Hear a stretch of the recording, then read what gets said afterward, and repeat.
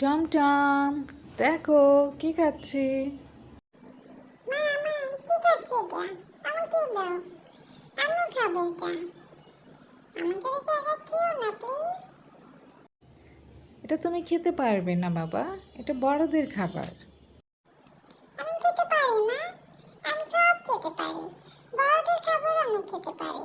আমাকে একটু দিয়েই দেখো, আমি করে সব খেয়ে ফেলবো। দাও না মা একটু প্লিজ। নাম নাম নাম নাম নাম নাম নাম নাম নাম নাম নাম নাম নাম নাম।